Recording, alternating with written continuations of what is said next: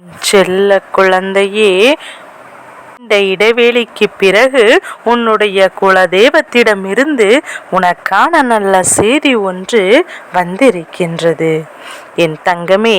அதுவும் அந்த செய்தியானது உன்னுடைய வாழ்க்கையில் சம்பந்தமானதாகும். உன்னுடைய வாழ்க்கை சம்பந்தப்பட்ட ஒரு விஷயத்தை உன் குலதெய்வம் உன்னிடத்தில் சொல்ல ஓடோடி வந்திருக்கிறது என்றால் அதை நீ அத்தனை சுலபமாக விட்டுவிடக் கூடாதல்லவா? அதை கவனிக்காமலும் இருந்து விடாது. சில அடையாளங்களை கொண்ட ஒரு நபரை நீ உன்னுடைய வாழ்க்கையில் சேர்த்து விடக்கூடாது என்று உன்னிடத்தில் சொல்வதற்காக வந்திருக்கின்றார்கள். அப்படி என்றால் என் பிள்ளை, அதிக கவனத்தோடு இருக்க வேண்டிய கட்டாயம் இப்போது உன் வாழ்க்கையில் இருக்கின்றது என் தங்கமே. இந்த வாழ்க்கையில் எந்த விஷயம் உன் மனதிற்குள் அதிகமான வேதனையை ஏற்படுத்தியிருக்கின்றதோ அந்த விஷயத்தில் நீ இப்போது சில முடிவுகளை எடுக்க வேண்டிய கட்டாயத்தில் இருந்து கொண்டிருக்கின்றாய். தொட்டதெல்லாம் தடங்கல்கள். அதுவும் முன்னால் ஏற்படுத்துவதில்லை, மற்றவர்களால் ஏற்படுகிறது என்பதையும் என் குழந்தை நான் சொல்கின்ற ஒரு அடையாளம் அது உனக்கு தானாக சொல்லவில்லை. என்னிடத்தில் வந்து சொன்ன விஷயம் அவர்கள் சொல்லும் போது உன் அம்மா நானும் புரிந்து கொண்டேன். அது உண்மை என்று என் பிள்ளை. என்னென்ன விஷயங்களை உன் வாழ்க்கையில் நடந்து கொண்டிருக்கின்றதோ அந்த விஷயங்களை எல்லாம் என் பிள்ளை உன் வாழ்க்கையில் உனக்கு சரியானதை செய்து தவறானவற்றை விளைய வைப்பதுதானே உனக்கு நல்லது. அப்படி இருக்கும்போது உன் அம்மா நான் சொல்வதை நீ சரியாக புரிந்து கொள்ள வேண்டும் அல்லவா?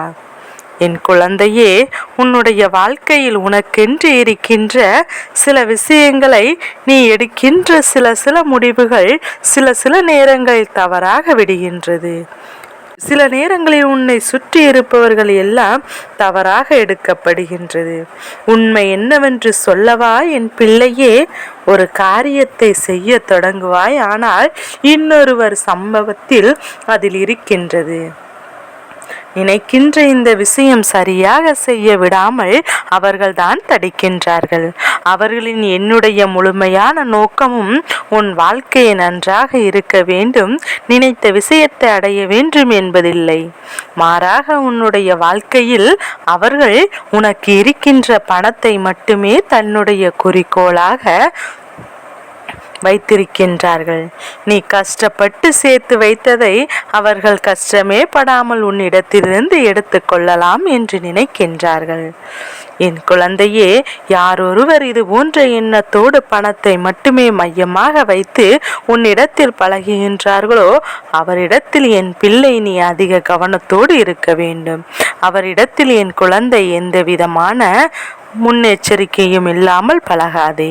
எப்போதுமே இது உனக்கு போன்றவரிடத்தில் உனக்கு வாழ்க்கையில் கவனம் அதிகமாக இருக்க வேண்டும் என்பது நீயாகவே தெரிந்து கொள்ள வேண்டிய உண்மை அல்லவா? அது உனக்கு ஓரளவு தெரிந்திருந்தாலும் சில நேரங்களில் என் பிள்ளை நடப்பதெல்லாம் நல்லதற்குத்தான் என்று நினைத்து கொண்டு இவர்கள் நமக்கு உதவிதானே செய்கிறார்கள், அவர்களுக்காக நாம் கொடுத்தால் என்னவென்று எண்ணி கொடுத்து விடுவாயல்லவா? நீ கொடுத்ததற்கான மதிப்பு அவர்களுக்கு ஒரு காலமும் புரிய போவது கிடையாது. அதனால் என் பிள்ளை நீ புரிந்து கொண்டு உன் வாழ்க்கையில் நடக்கின்ற விஷயங்களை எல்லாம் சரியான நேரத்தில் சரியான முடிவுகளை நீ எடுக்க வேண்டும். என் பிள்ளை, இன்று அவசரமான இந்த செய்தி உன் குலதெய்வத்திடமிருந்து வந்ததற்கு காரணம் பணம் சம்பந்தமாக உனக்கு காத்து கொண்டிருக்கின்றது.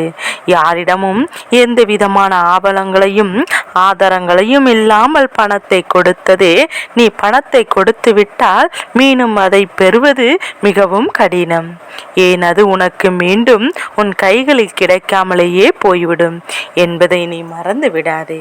இதனால் அந்த உறவே உன்னை விட்டு போனாலும் பரவாயில்லை, பணத்தை மட்டும் மையமாக கொண்டு பழகுகின்ற உறவுகளை நீ அருகில் சேர்ப்பதை விட சேர்க்காமல் இருப்பதே நல்லது என்பதையும் முதலில் நீ புரிந்து கொள்ள வேண்டும்.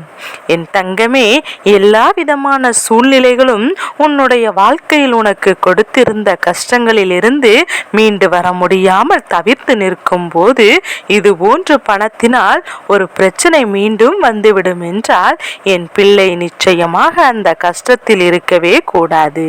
அதிலிருந்து நீ வெளியில் வந்துதானே தீர வேண்டும். எல்லா விதமான சூழ்நிலைகளும் பிரச்சனைகளும் சோதனைகள் அதிகமாக வரும்போதெல்லாம் உன் வாழ்க்கையில் அதனை மீண்டும் வர முடியாமல் தவிர்த்து நிற்கின்ற போது உன் மனது எதையெல்லாம் பற்றி சிந்திக்கின்றதோ அதையெல்லாம் நீ உனக்கு போட்டு குழப்பாதே. தெளிவாக இருக்க வேண்டிய விஷயம் எதுவுமே அதில் மட்டும் தெளிவாக இரு. அம்மா சொல்கின்றேன், பணத்தை எக்காரணத்தை கொண்டும் யாரிடத்தில் கொடுக்காதே. ஏனென்றால் திரும்ப அது கிடைக்காது. மீறியும் ஒருவரை பார்த்து பாவப்பட்டு இரக்கப்பட்டு நீ கஷ்டப்பட்டு சேர்த்து வைத்ததை கொடுத்து விட்டால் அதன் பிறகு நிச்சயமாக மீண்டும் அதை பெற்றுவிட முடியாது. என் தங்க பிள்ளையே, உன்னுடைய குலதெய்வம் இதனால் மிகுந்த மனவேதனையில் இருந்து கொண்டிருக்கின்றார்கள்.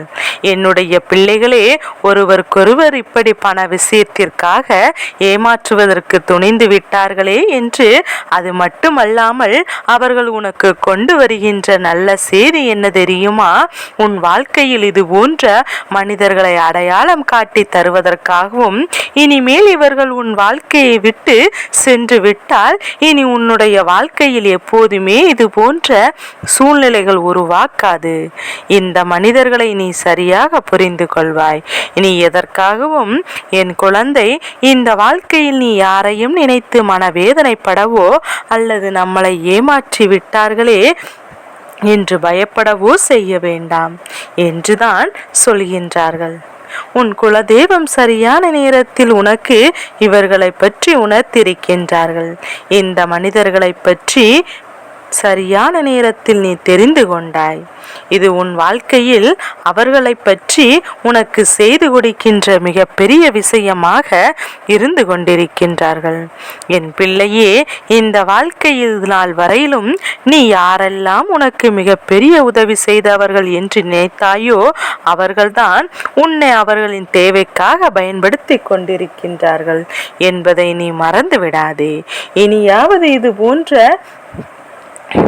மனிதரிடத்தில் நீ அதிக கவனத்தோடு இருந்து உன் வாழ்க்கையை நீ காப்பாற்றிக் கொள்ள வேண்டும்.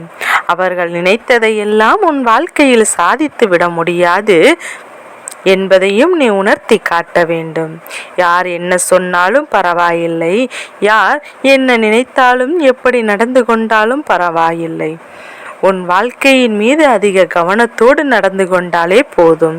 எல்லாமே உனக்கு வெற்றிகரமாக முடியும். எல்லோருடைய நடந்து கொண்டாலே எல்லோருடைய வாழ்க்கையிலும் ஒரு கஷ்ட காலம் என்ற ஒன்று இருக்கிறது என்றால், ஆனால் அதை நாமவே தேடிக்கொள்ளக்கூடாது என்பதில் நீ கவனமாக இருக்க வேண்டும் அல்லவா? நீயாக இது போன்ற ஒருவர் பாவப்பட்டு கேட்கிறார்கள் என்பதற்காக இரக்கப்பட்டு கொடுத்து விட்டு அதன் பிறகு நீ மீண்டும் அதனால் வேதனைப்பட்டு அதன் பின்னாலேயே நின்று கொண்டு இருக்காதே. என் பிள்ளையே, இந்த வாழ்க்கையில் பயணம் என்ற ஒன்று நிர்வகிக்கின்ற இடத்தை எந்த பாசமும் இல்லாமல் இப்போது நிர்வகிப்பதில்லை. பாசத்தின் மதிப்பே இல்லாமல் போய்விட்டது. ஒரு சிலர் மட்டும்தான் இன்னும் இந்த பாசத்திற்கு அடிமையாக இருக்கின்றார்கள். மற்றவர்கள் எல்லோரும் பணத்தை தான் நோக்கி சுமக்கின்றார்கள்.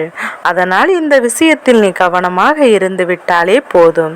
ஒரு முறை அவரிடத்தில் நீ யார் என்று நிரூபித்து விட்டால் மீண்டும் உன் அருகில் இது போன்ற விஷயத்திற்காக வருவதற்கு அவர்கள் தயங்கி நிற்பார்கள் என்பதையும் என் குழந்தை நிச்சயமாக புரிந்து கொள்வாய். இனி என்றுமே இது போன்ற சூழ்நிலைகளை என் குழந்தை சந்திக்க நீ தயாராக இரு. எப்பேற்பட்ட கஷ்டத்திலும் நான் மற்றவரிடம் ஏமாந்து விடக்கூடாது என்பதில் என் பிள்ளை நீ தெளிவாக இரு. உனக்கு எல்லாமே நல்லதாகவே நடக்கும். உன்னுடைய நல்ல மனதிற்கு உன்னை ஏமாற்ற துடித்தவர்கள் நிச்சயமாக இன்னொருவரிடத்தில் ஏமாந்து போய்விடுவார்கள் என்பதில் எந்த ஒரு மாற்று கருத்துமே கிடையாது. என் பிள்ளையே, இது போன்ற ஒரு சூழ்நிலை இன்று உன் குலதெய்வம் உன்னிடத்தில் சொல்ல வந்ததற்கு மிக முக்கியமான காரணம் உன் வாழ்க்கையில் இப்போது நடந்து கொண்டிருப்பது இதை சார்ந்துதான் என்பதை நீ உணர்ந்து கொண்டால் போதும். நீ எப்போதுமே கவனத்தோடு இருந்து என்பதை உணர்ந்து கொண்டாலே போதும். உன் வாழ்க்கையில் உனக்கானதை சரியாக கைப்பற்றிக்கொள். மற்றபடி எல்லாமே உனக்கு உன் வாழ்க்கையில் நல்லதாகவே நடக்கும். என் செல்ல குழந்தைக்கு இந்த வராகி அம்மாவின் ஆசீர்வாதங்கள் எப்போதும் முழு மனதோடு உண்டு. ஓம் வாராகி தாயே போற்றி போற்றி.